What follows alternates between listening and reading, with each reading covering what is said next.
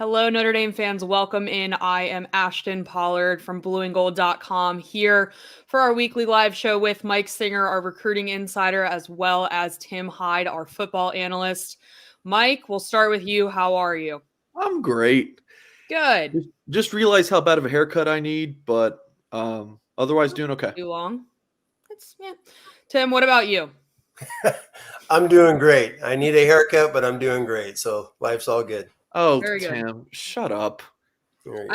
I got my haircut in July, so it's good for a little while longer, I'd Tim's say. the most handsome mofo I know, and he's talking about, I need a haircut. Shut up, Tim. I got grays. I've been listening to all of Singer's recruiting stuff. It's pulling the grays out in me.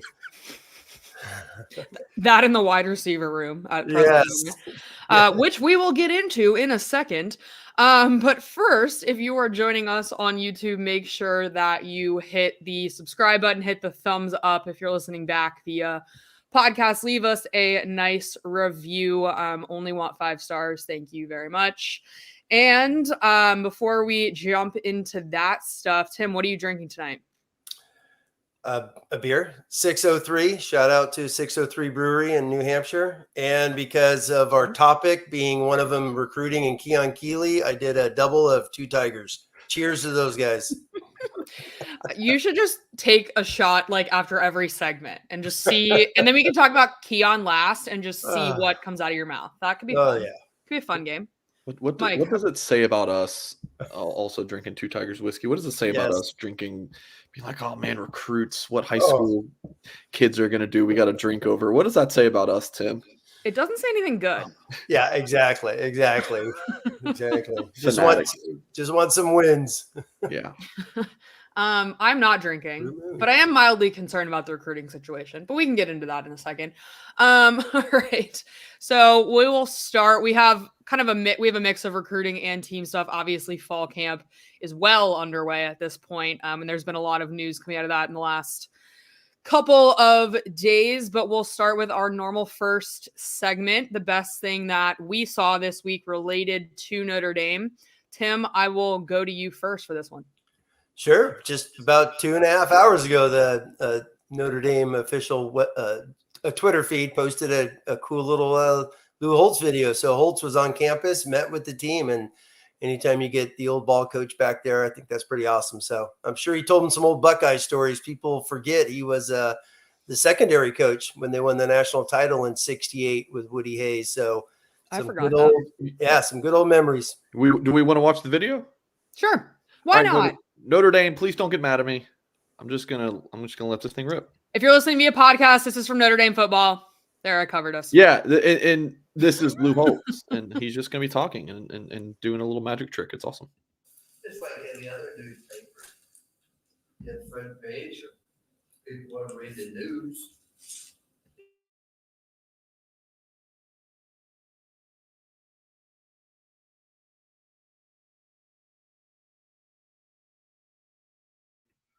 Mike, you've muted the whole stream. Great work. People can say negative things. People can doubt you, but you can never doubt yourself. You must always believe the students are part of something special. And no matter what happens, people can't tear you down. They can't tear you down. No matter what happens. When you have a faith and a belief, I usually do that with a phone book for that younger. But if you have a faith and a belief, you'll find a way. But I would make a big Ben Champ the night before a game. And then say, really truly, whoa, didn't they say it's magic? That way.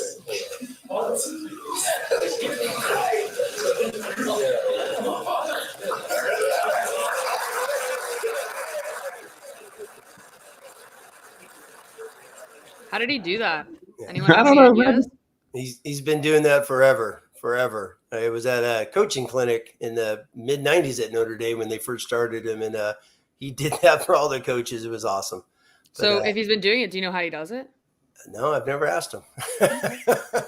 Right. Never asked him. But he's got a couple of videos. Obviously, Charlie Strong coached D-line for Holtz in the mid '90s, so there's a really cool video when Charlie Strong was the head coach at Texas, of Holtz doing it a little bit longer and whatnot. His little speech he gave to Texas. So that was pretty cool. But yeah, it is pretty cool. He's sitting there ripping the thing up, and next thing you know, it's a perfect paper. But hey, that was the magic of Lou.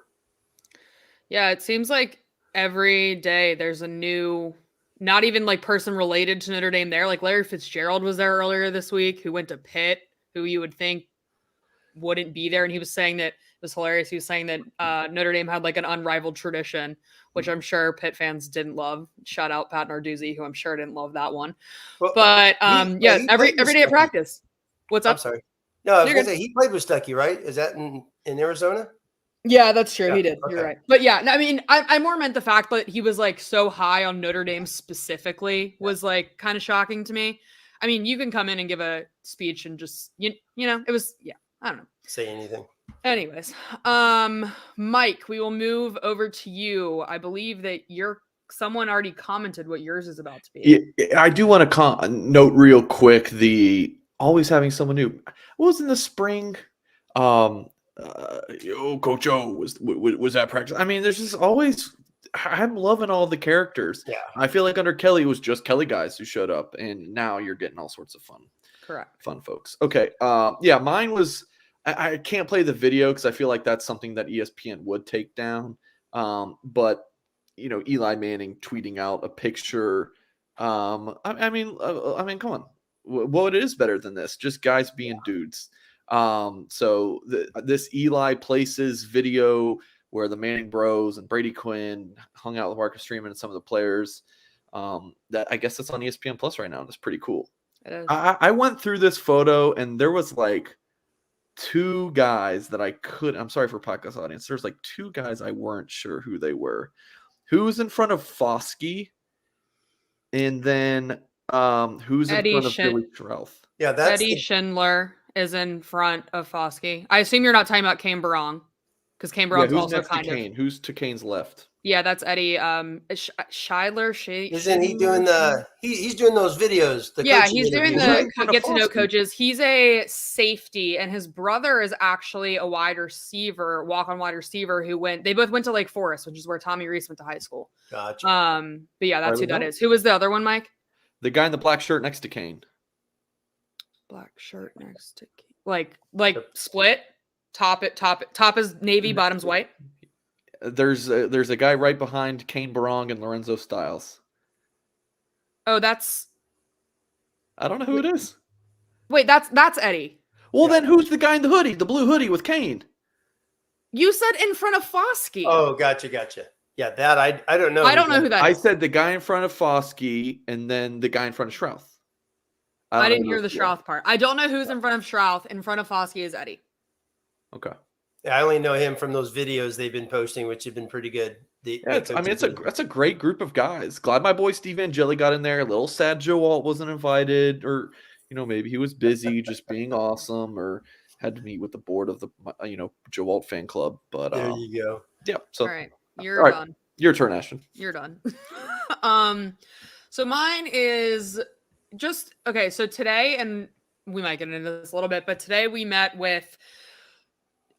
I thought it was DeLand. Apparently it's Deland. Is that how they say it? Yeah. So okay. So Coach Deland McCullough, who is the running backs coach, and we got to talk with Chris Tyree, Audric Estime, Deron Payne, and Logan Diggs. So all of the running backs that presumably will play at some point this season. Obviously, Jadarian Price is out with an Achilles injury, but I kind of went in and my you go into these things with some story ideas, and then you also just kind of pick up what they say along the way. But I went in and I wanted to know about Audric Estime, just like who he is off the field, because he gets this.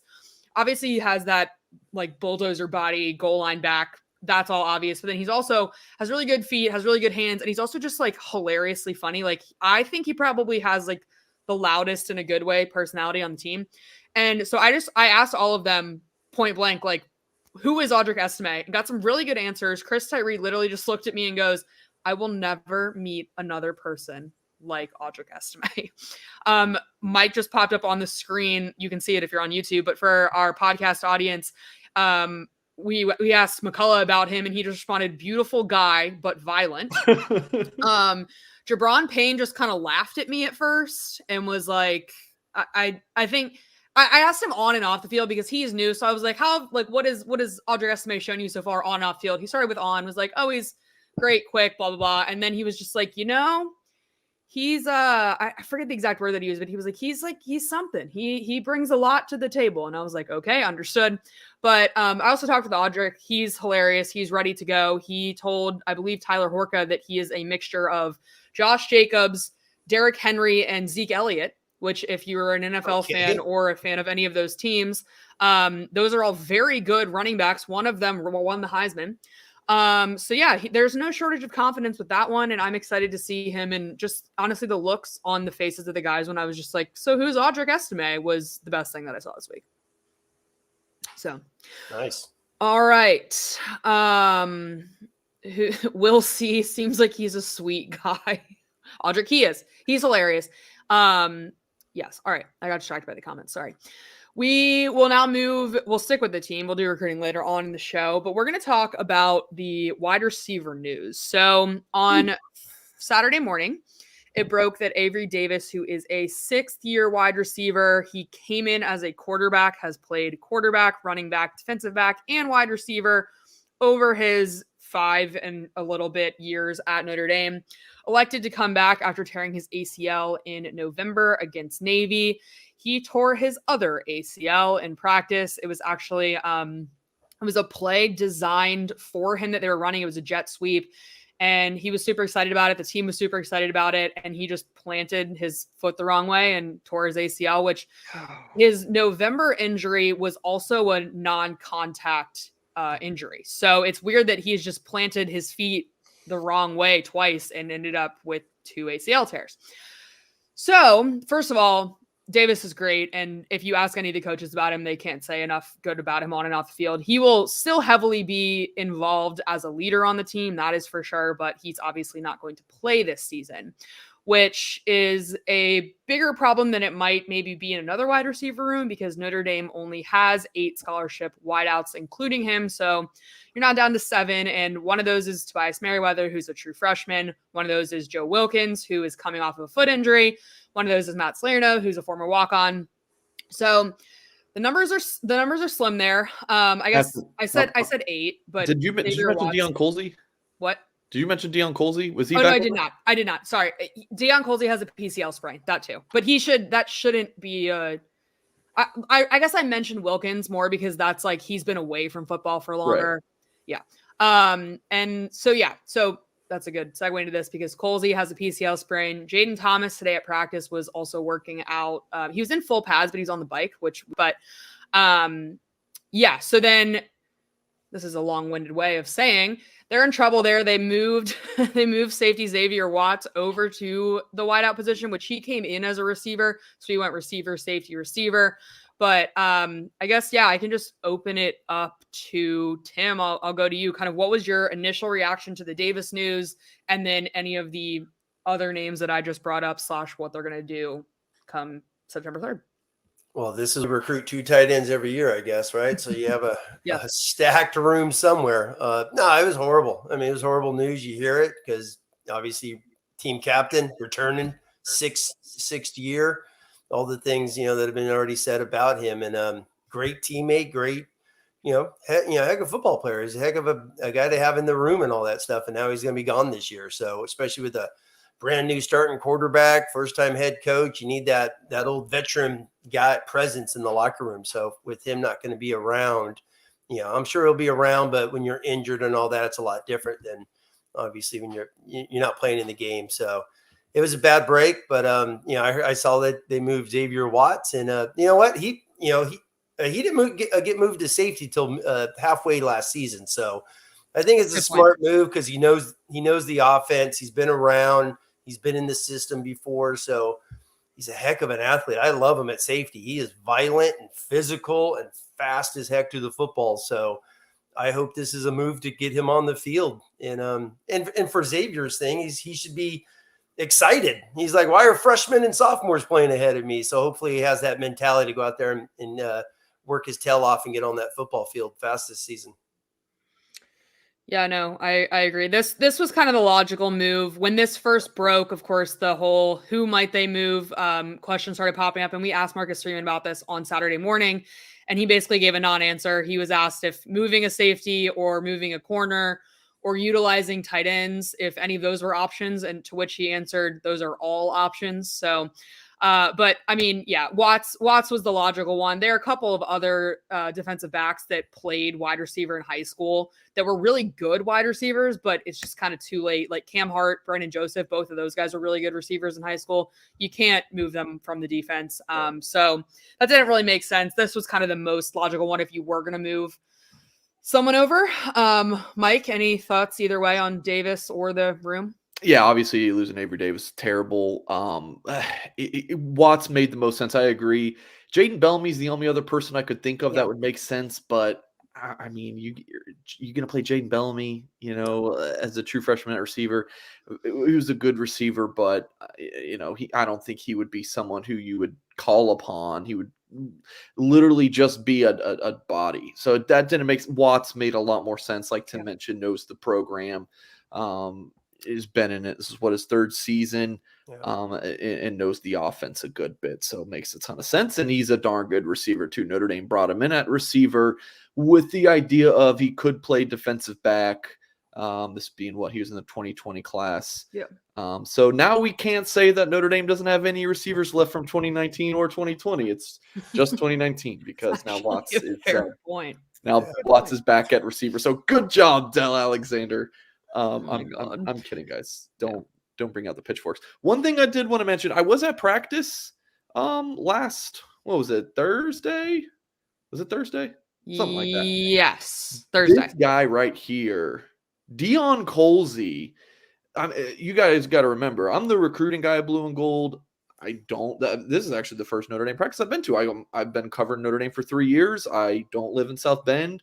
I go to high school practices. I go to high school football games. Like I don't see the Notre Dame players a lot in person, but when I was in South Bend last week, Keon Keeley was probably the most like, wow. Like I see most of the recruits Notre Dame signs in person, and I hadn't seen him in year and a half, 2 years. And I was stunned at how big he's gotten. Almost 6'5", 211 pounds.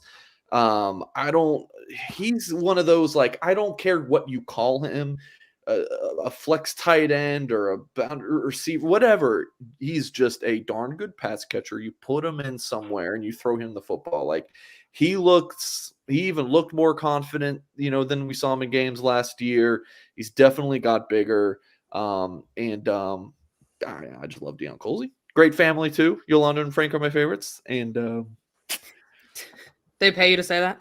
Just kidding. It was a joke. No, but now I'm going to get a call from the Alton Angeli family and be like, no, I'm just kidding. But with the PCL, I mean, he's more than likely not going to play against Ohio State, correct? The same thing with Wilkins. It's like, so I was actually going to bring that up because somebody just typed in the comments, word is Wilkins will be back for OSU. There has not been an answer, a definitive answer given on either one. With Keeley, I believe the verbiage was, quote, soon, do with that what you will. That means a lot of things, from a lot of different coaches. With Wilkins, Freeman was a little more definitive, but I think his tone maybe kind of set a little, what's the word I'm looking for? A little room for that to not happen. It was basically like, I think we expect him at this point because he's ahead of schedule. That being said, and Freeman's been saying this about all these guys that are coming back, Logan Diggs, at the time, Avery Davis, when he said it, like, yeah, they might be cleared fully to go, but you can't go 0 to 100 immediately. Yeah. So yes, Wilkins is back, and that is massive news. Presumably Wilkins will be back. That is massive news. Maybe Keeley will be back. But that being said, don't expect 85 snaps out of either one of those guys. I don't think. That's just, again, I'm not an expert, and I'm relaying what Marcus Freeman said to us. So no, it's game shape. I mean, those guys have, even Keeley, even if he is back during that week, he's been out a couple of weeks. I mean, Wilkins has been injured. It's getting ready to play a game. And that's a game against Ohio State. It's not like, no offense to lower level programs, but actually McCullough brought this up today. He was like, with Logan Diggs, we need him to be taking hits here first, because it's not fair to him or this program to send him out and have him get smacked around by the Ohio State like defensive ends. Like that's not a very fun welcome back. So yeah, it's the same idea. Sorry, Tim, I interrupted you without reminding you. No. I mean, you're right. It's getting ready for a game. It's game shape. It's all those things. And it's like, oh yeah, he's cleared, exactly what you said, healthy. Sure. Wilkins, I keep hearing he's always running and he's always doing all the laps and all the conditioning. He's not out there banging people. He's not out there running, getting hits, doing all those things. It's different. So, and it stinks with Colsey because obviously he was one of the young ones we all expected to get out there and play. Now with the PCL, I mean, who knows how, when he's back with that. So you're going into the horseshoe empty-handed, but they got some amazing tight ends. And you hate to see, people like, oh, tight ends. Those dudes are some athletes. I've seen some film of Holden Stays, and I'm like Mike is just talking about Colsey. Stays looks amazing. Stays looked a lot bigger than when I saw him last in the fall. Raritan. Yes. When I saw him when he was a junior in high school, I was like, holy crap, you're bigger than I thought. And yeah, he's just gotten even bigger. Yeah. Bayless does not mess around when he gets these guys in. No, and Raritan with his height, and these guys are big dudes that are going to be matchup nightmares. I know they're not, 6'5", 4'4", 40 wide receivers, but they're big dudes out there. And even Michael Mayer's 6'5", 260. He's a corner's going to have to cover him when he's flexed out. That's still a matchup issue. So Notre Dame still has some weapons. So they just knock on wood with Styles and these guys now to survive these next couple of weeks is the big key. Yeah, no, I know. That's what Tyler Horka and I did a video that we posted up on YouTube a little earlier, just kind of running through practice. And I mentioned the concern, like if you told me, okay, Styles is going to be healthy all year, Lindsey's going to be healthy all year, Merriweather's going to take a big step and they're not going to be injured, I would have been like, all right, like this could work. But now the margin for error is so slim, because if you lose Styles in particular, that's going to be a problem. To which this remains, I guess this is a wide receiver question, but Tim, if using the wide receiver room that you have, and let's assume that Wilkins and Colsey can play a little bit at Ohio State, who are your starting three? Well, I mean, who are the three healthy? I mean, the healthy guys, right? You're going, who is it? Styles? I think you then have 5 to pick from. I don't know. Who do you want? Just do the exercise. Styles, well, one thing to say, you only have 5 to pick from. Yeah, exactly. 5 at the University of Notre Dame. It's like, don't get going on that. I mean, obviously, he's got to have Lindsey. He's got to be the wide side flanker. Thomas, your boundary receiver. And then are they going Styles going to be the full-time slot? You're starting Jaden Thomas at Ohio State? Who else are you going to start? Unless you're going 12 personnel. I keep going back to sometimes it's like Reese played with Tyler Eifert when he was flexed out all over the place. So, and they had Troy Nicholas at inline tight end. Are they going to do more of that? Are they going to have a true tight end in the box and Mayer going to split out? If they're going, I'm saying straight 11 personnel. Yeah. Who is it? It's Thomas, Lindsey, Styles. Those are the only 3. Because Wilkins is not going to be.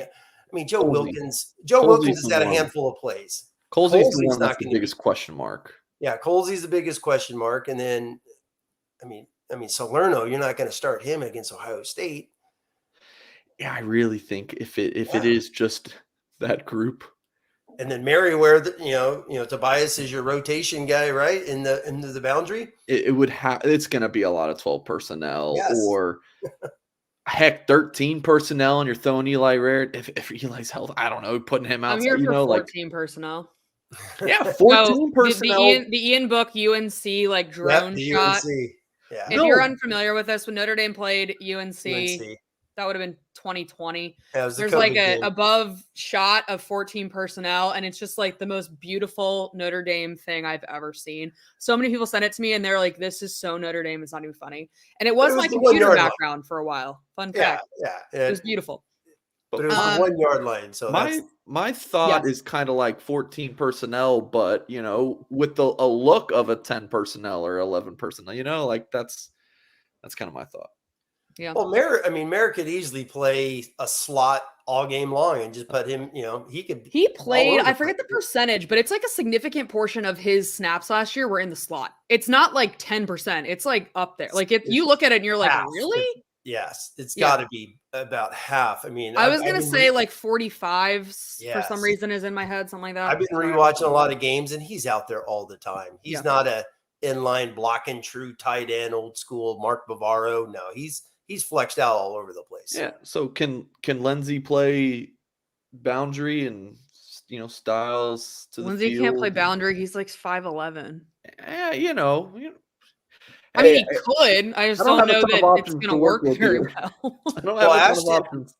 Well, I mean, Ashton's been at a handful of practices. I mean, obviously they're not showing everyone stuff, but it's like that's going back to the Fiesta Bowl. Is Chris Tyree going to be a slot? Is he going to be a motion out of the backfield guy, which gives you Estime as your true one back? So Reese does have guys. Not like they're going in there with nobody. They do have dudes. They've had a few injuries and it's knocked them out, but they're frontline guys. They still have some elite football players out there. Ashton, have you guys got to see any, like, other than the first day where it was full practice, you got to see any like alignment? Not really, no. Seen some one-on-ones, but not full. Yeah. No. And isn't there a scrimmage tonight or tomorrow, and then you guys get to see him in T-shirts on Friday? Something like that? I believe that is correct. I heard the rumor about the scrimmage tomorrow. So tomorrow we get Marcus Freeman only, which typically is after a scrimmage, but I don't want to confirm or deny that. Tomorrow being Thursday, it's Wednesday night right now if you're listening back to this. And then Friday we get to watch the whole practice, but we only get to tape the first 5 periods, which is typically your stretches, your position drills, that sort of thing. So we'll get certainly to see some plays from scrimmage on Friday. We won't have film of them, but we can talk about them.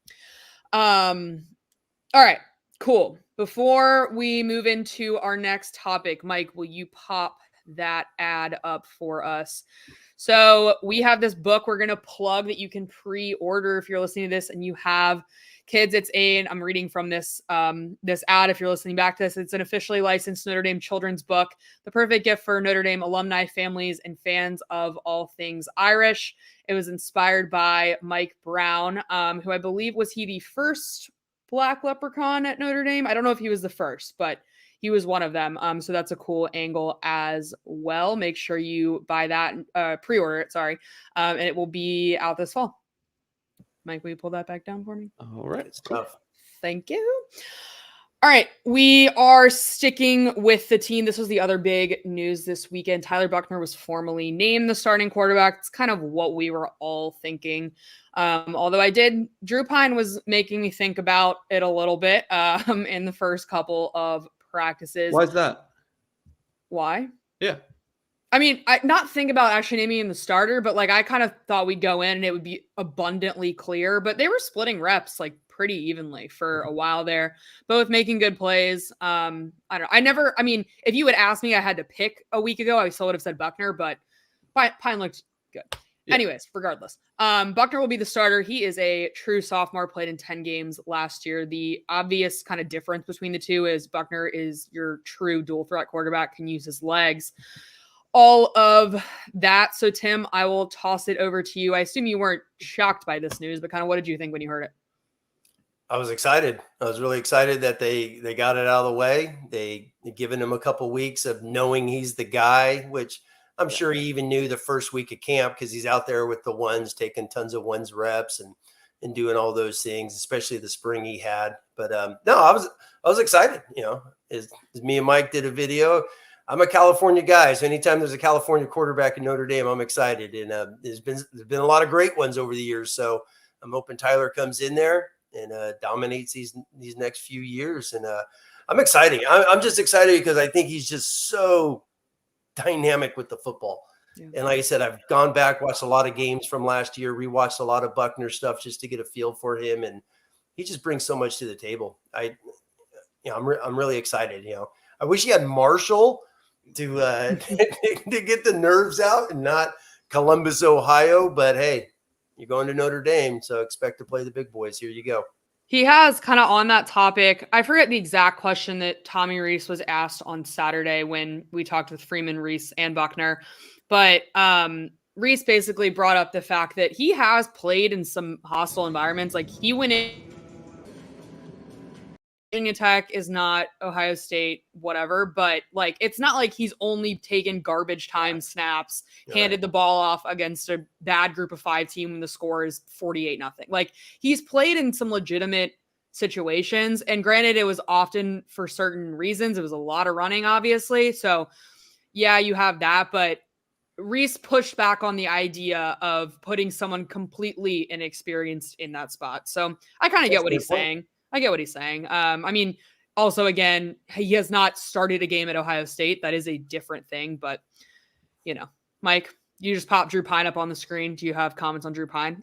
No, Tim and I have talked about this a lot. I think whether it's due to Buckner, knock on wood, getting injured, or Buckner maybe having erratic play, I think Drew Pyne is going to, he's a very important player on this football team. It's not a situation where it's at least in my opinion, where it's a QB1 and that's just it. We're not going to see the second string unless he gets hurt. Like I think that Pyne could be like a relief pitcher. I don't know. Maybe I'm crazy here, and Tom Reese would say as much, but I just think that we're going to see Drew Pyne play in some football games this year. I think with Buckner, there's going to be some really good moments, and I think there's going to be some really bad moments. I think the good will outweigh the bad. I think he's going to take a nice step forward from last season, which was a pretty good showing as, basically a Wildcat quarterback who could throw a little bit. Mm-hmm. I think he's going to take a nice step forward, but guys, it's one man's opinion. It's going to be a lot of fun. And there's going to be a lot of pulling your hair out a little bit, but it's going to be exciting. Yeah, real quick on the relief pitcher, so to speak, with Pyne. My take on that, I would say no, just because we didn't see him last year after the Cincy game, and there was probably times you could have gotten Pyne in if they wanted to. I don't think that. I don't think we'll see him unless there is an injury or Notre Dame's blowing someone out and they let him play the fourth quarter. I think with Buckner being this is my take.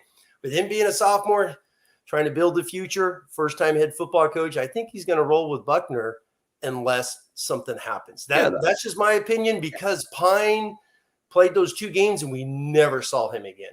I mean, we never saw him again the rest of the season. Well, you're not going to have a 3-quarterback system, it's only, that's not, but I agree. It's only if something happens, whether that be injury or ineffectiveness. They're not going to throw Pyne out there just to give Buckner a rest. No, I hear you. Play him. I hear you. I think, yeah. So I agree with you. It would be ineffectiveness or needing a spark, that kind of thing. No, I hear you. But then the whole spark thing is interesting as well, because it's still Drew Pyne. He's still a backup. I don't know. He got in those 2 games last year because of, injuries, right? Yeah. So injuries and whatnot. And I know they had the 3-quarterback thing, but they built, another thing, I'm a big Buckner guy, is they built the plan for him. How many freshman quarterbacks in the country come in and they build a plan for him? So they wanted to get him on the field knowing this was going to be his time. I mean, they didn't just sit back, you're the freshman, you learn. No, they built a plan on day one. We're getting this guy in the game no matter what. So I found that interesting with him last year. I did not expect him to play as much as he did. And they got him in a ton. Like Ashton said, I had the USC game on from last year, rewatching it. And SC scores back-to-back touchdowns. That game's 24-17, and Buckner's in on the game-winning drive to finish out the last couple plays. So they got him in there. That's the trust and confidence they had on him. So it's going to be interesting. When he came out against Toledo in game 2 last year, no one was expecting. I mean, he didn't play a snap against Florida State, and then all of a sudden he just has a drive. So that was not something that was even discussed during the week leading up to it. Just a side note there, Yeah, to Tim's point, I went back because I wrote the news story for when Buckner was named the starter, and I went back just to confirm that I had all the right stats and stuff. And I was going to say, like, if you had asked me to like re-guess how many games he appeared in last year, I was going to say 6. It's 10. Like, that's a lot. That's like, yeah, just the first and last game he didn't play in, right? And then there would be 13. I forget the other one. Wisconsin. Yes, Wisconsin. 10 to 13. Yeah, that's right. Okay. Yeah. Yeah. Okay. Austin Whalen, Mayor. This is off topic. Mayor Rain, 55% in the slot. Okay, so over 50% in the slot. If you just tuned in, we were talking about earlier using Mayer as a receiver, and that was a follow-up. So thank you, Austin, for that stat. Austin, jump on PFF. Thanks for that real quick. So, yeah, appreciate it. Yeah, I guess if I have to pick a side, I tend to side more with Tim. I think that Buckner's the guy. I don't think, like Marcus Freeman said, I've never been a part of a team that hasn't had two quarterbacks play at one point. If the second quarterback plays 3 snaps, that's 2 quarterbacks playing during the season. Like, yeah, you're going to see Drew Pyne at some point, but I just, barring Buckner does something to his ankle again or whatever, like, I don't think you're really going to see Pyne as much. That doesn't mean he's not valuable. And I think that honestly, like, he has an aura and a confidence about him that I think is critical to this team, regardless of if he's playing on the field or not. But yeah, I think we're going to see primarily Buckner. They're going to roll with Buckner this year, next year. We'll see what happens after that. He's on top of that, real quick. No, he is valuable times 10 to this football team. Pyne? Drew Pyne. Yeah. Because, yeah, I mean, I know it's Mike's buddy, but Steve Angeli is not going to go out there and go lead Notre Dame to victory as a true freshman. He's just not. So Pyne is we're all saying the same thing here. 12th man out there. We're freaking saying the same thing here. We're just I know. I was just adding a comment. Tomato. You no, yeah. Just adding. Anyways, all right. If you just hopped on here, make sure you hit the subscribe button, hit the thumbs up, drop us a super chat if you have a question that you want immediately answered. But until that happens, we're going to switch gears and go into recruiting a little bit here. There's a big name that has been rumored to be has been looking around at other schools. There are rumors about whether or not he's going to remain with Notre Dame. Keon Keeley, the 5-star edge out of the Tampa area. Mike, could you pop his profile up? Perfect. There we go. So as you can see, the recruiting prediction machine still gives Notre Dame a slight lead at 51.5%. Mike is shaking his head, and there's a reason I said that in the tone that I did. Mike, what is the latest on this? I mean, I was just in Florida this past weekend, into Tuesday night. It's where my family's from and my wife's family. Like, my mom's house is like 20 minutes from Keon Keeley's high school, and I couldn't get through to anybody there to go see practice.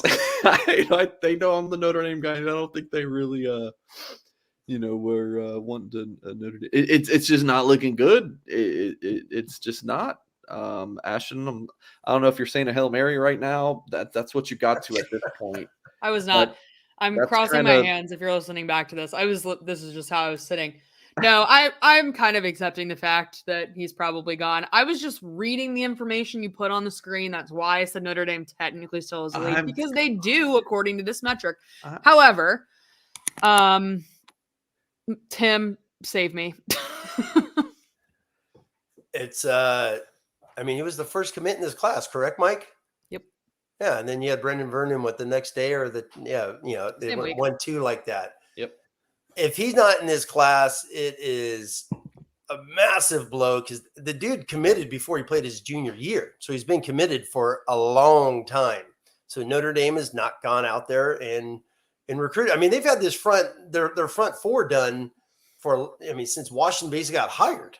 So, they've been ready to roll. I mean, they went after, they got Houston. They were really aggressive with him, with Boubacar. Obviously, Keeley and Vernon were, Elston guys. This is huge if he's not there. And it's going to be a huge blow, because I'm always on the message boards chatting with a bunch of guys, because the Viper spot, I don't know who's playing Viper next year. I mean, there are 2 guys are leaving, and Adamiola and Foskey. So it's a huge hole, because this is one true freshman that could come in and play on day one. And he's going to go, if he's going to go to Alabama, or, the Buckeyes are trying to get him. I'm stunned the Gators aren't on him, because they're like, they're going to let this guy go to Florida or Alabama. Surprised they're not jumping in on this thing. But I don't think he's that interested. Yeah, he's probably not. But hey, he goes to Alabama. What does Alabama do? They just get dudes, man. They just restock and they just keep going. So it'd be a huge blow for Freeman because he was hired as a recruiting guy, and this is a guy who committed to him as a DC, and he's gone. So huge blow. Yeah. I don't know what else Notre Dame really could have done here. Throw a big bag at them. I don't know. I don't know. I mean, they've worked their tails off. They've had them on campus several times. They have the Reeder family connection. The Berkeley Prep is very Notre Dame friendly. The head coach there, who's actively involved in Keon's recruitment, loves Notre Dame. I don't know. I don't know what else they could have done differently. Alabama's it's Alabama. And kind of every hour that passes here that he hasn't announced his decommitment, it's kind of like a win for Notre Dame. It's just more opportunities for them to keep calling and texting and keep working. It's terrible news in that, this is the type of player who Notre Dame needs to go win a national championship. My thing in football is you need a really good quarterback, and then you got to protect your quarterback and go get the other quarterback. And Keon Keeley goes and gets the quarterback better than anybody. Any recruit you'll find.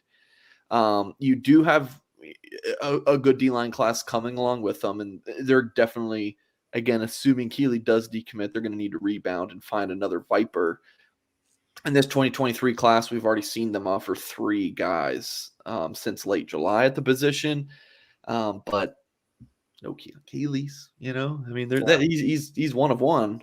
So it stings, but there, if it's like Tim kind of made the point of, Mark Freeman, head coach, because he's a recruiting guy. Like Notre Dame is still recruiting at a higher level in a short sample size. I think you can kind of look at it and say they're recruiting better than Brian Kelly ever did. Like this is Freeman's first recruiting class as head coach, and it's already rivaling Kelly's best, which was 2013. It's going to be, they're going to be fairly close. Yeah. I think give this thing some time. I do think NIL is one of the worst things that could have happened to Notre Dame recruiting, because Notre Dame is just not going to throw the bag at kids like, other schools might. And I'm not saying that's the case with Keon Keeley, but like if that's a deciding factor for a kid, Notre Dame's not going to get that player. So real quick on that, Ashton and I did a video. We were, when we were chatting a few weeks back about the blue chips. So if Keon Keeley doesn't show up, well, I mean, what are they at? 23 commits? They're still 20 for 22 blue chips. Yeah. Sure, they lost a freak. They lost a dude that could come and play on day one. He's going to go to Alabama and have 8 others in front of him so that he's going to go battle with it. Notre Dame, he'd come and play. So, but they still have, so they lose him. They're at 22.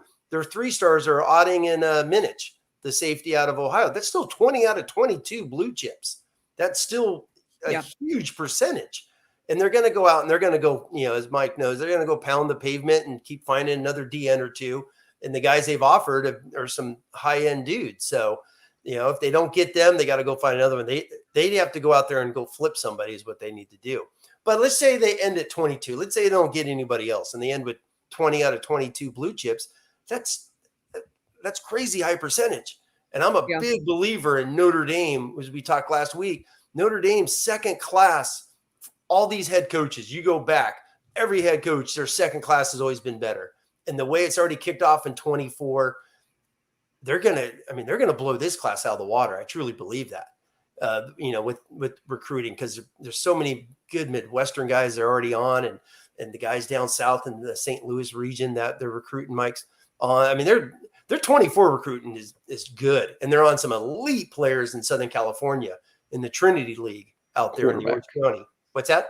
Quarterback. And a quarterback. And CJ Carr, who's the best quarterback they've had since Clausen. So it's the 24 class. So if Keeley leaves, it stinks, all that stuff. They got some good dudes in this class, man. They really did. Yeah. No, I agree with that. They need a quarterback in this class. It's a glaring hole. Who and when? It's like flip a coin on that. But let's talk about that down the road. Holy moly. Well, Mike, they wouldn't really need one if Steve Angeli is the Heisman winning quarterback that you think he's going to be, because he can just hop in for a year and then you really don't need anyone in 23. So anyways, you're damn right, Ashton. Also, I want to clarify something. Someone put a comment in here about Notre Dame having a $9 billion endowment. You cannot use the endowment for NIL purposes. No, what you should say is you're not supposed to. That's true. Legal, I believe it's illegal. I don't think you can. I don't know. There's some like stipulations about what the school. Yeah, I don't know. Yes, Notre Dame has a lot of money. This is up to the alums listening to this. If you guys have money, you guys can start a collective. You guys, I keep hearing all these like, oh, they're gonna pay Nico $8 million to go play at Tennessee. Y'all can pool your money. You can pay $8 million for someone to go to Notre Dame, in theory, technically speaking. So, yeah, I got to comment on that. What you're saying is still kind of NIL, but I feel like what some of these schools are doing is just buying recruits, like straight up buying recruits.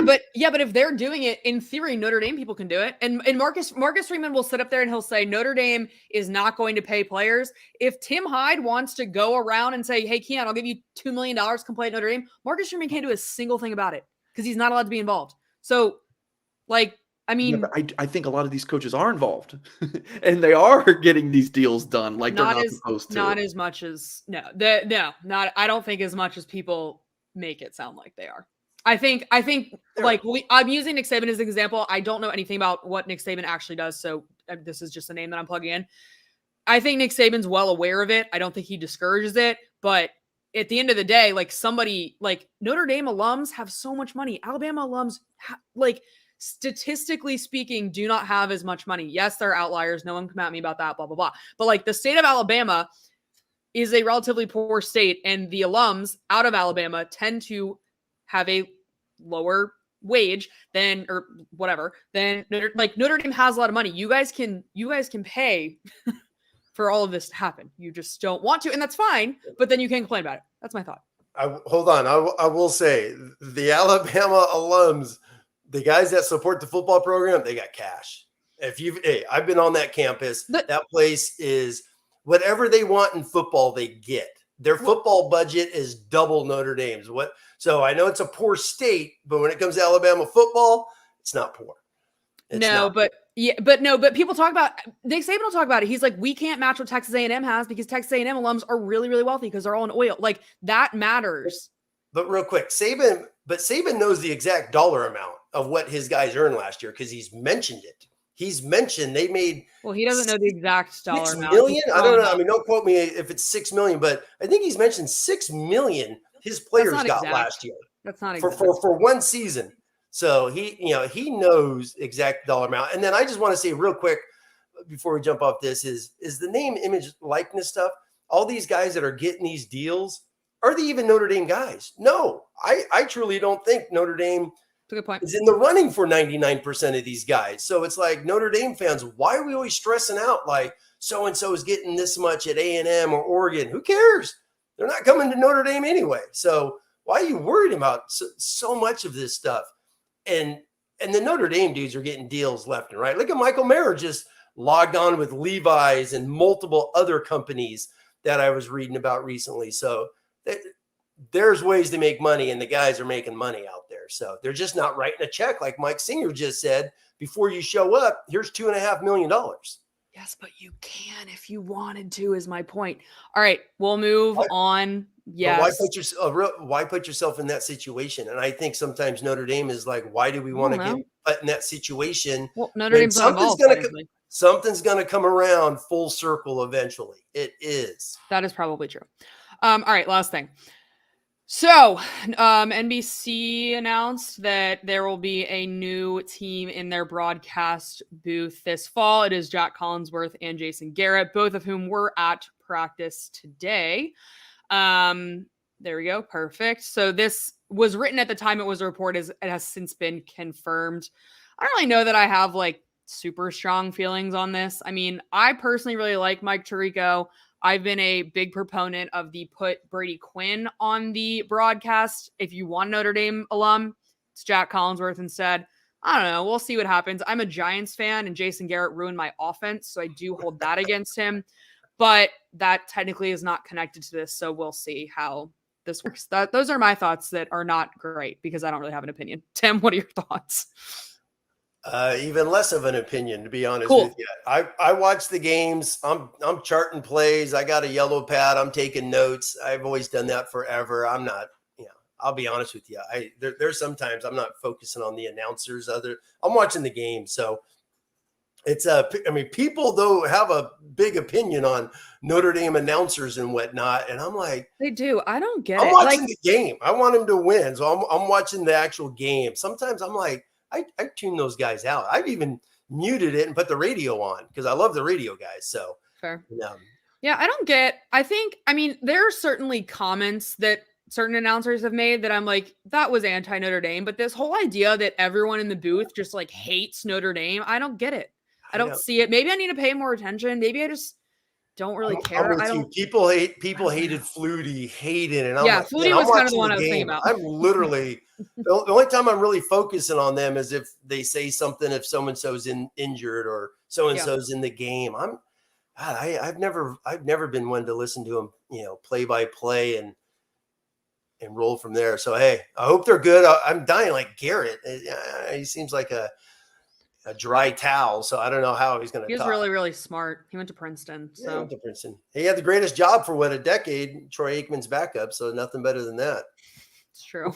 Mike, do you have any thoughts? I completely disagree with everything you guys are saying. I'm about to rake you over the coal. I mean, I'm just kidding. I don't get it. I don't get why people are up in arms about this. I know. You have a Notre Dame alum in the broadcast booth now, Jack Hollingsworth.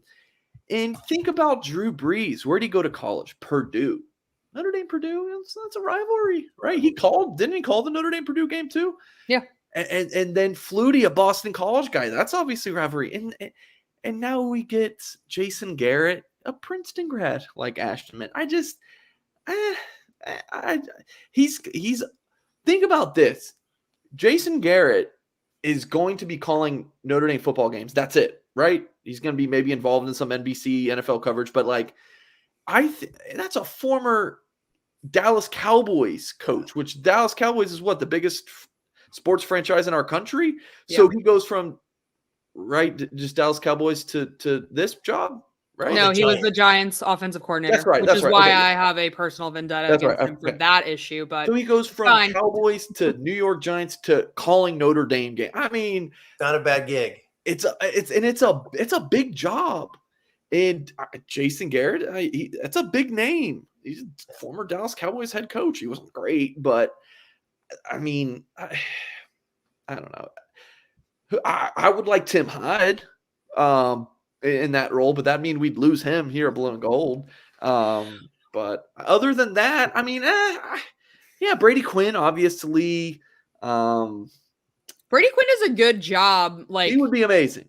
I'm not just saying that. I'm saying that as a joke. So everyone's always like, we wanted an ND person. And I actually own one of the Brady for the Booth mugs that Bridget Reynolds makes. If you follow her on Twitter, I believe she's just Bridget, but she was Bridget Go Irish is her username.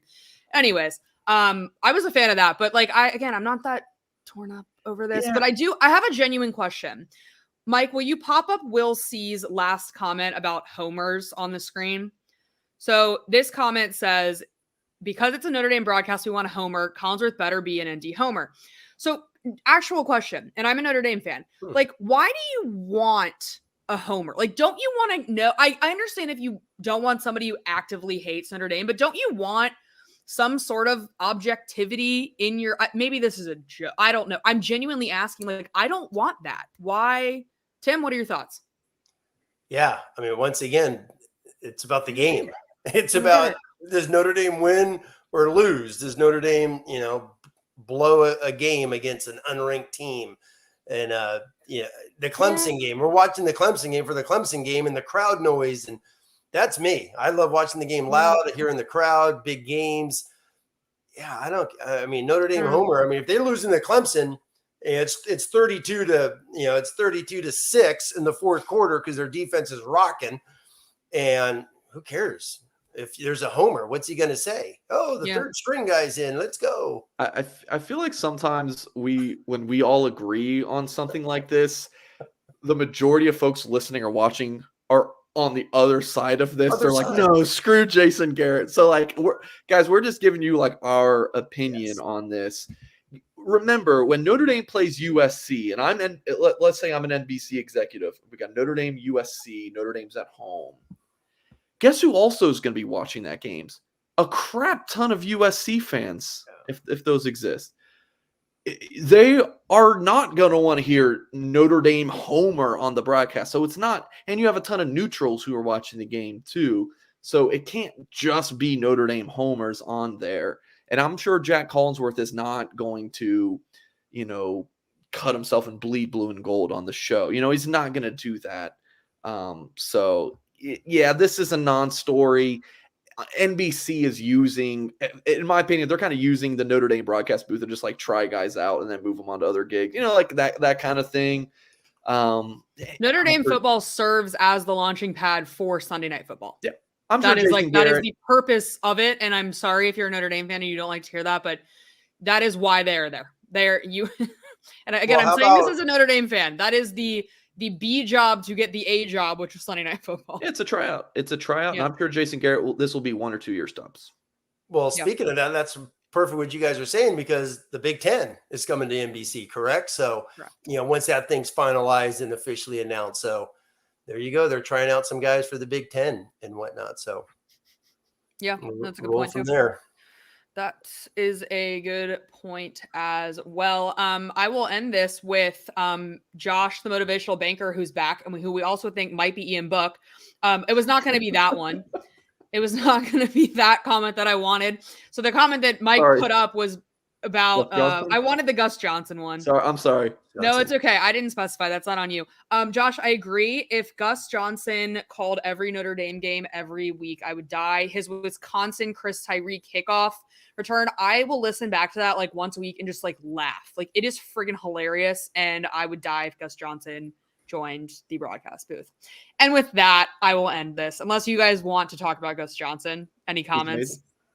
No, even that play, I'm watching Tyree score on a kickoff return. I'm like, oh, okay. Fair. I was actually at the game, so I didn't hear it live, but I will watch it back, and it's hilarious. All right. Anyways, we will be back. Real quick, since we're talking TV, over under 14.5 million for Ohio State viewership. Since we're talking TV, over under 14.5 million viewers. Under. Really? Under? Yeah. Okay.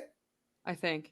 What would a normal game? I don't know. The biggies, when it's a big early season, you're looking at 10, 12-ish. Some people are expecting 15. Yeah, that's why I don't know. No, I would say like 10, 11. I think is where that maxes out. I don't know. I look forward to it.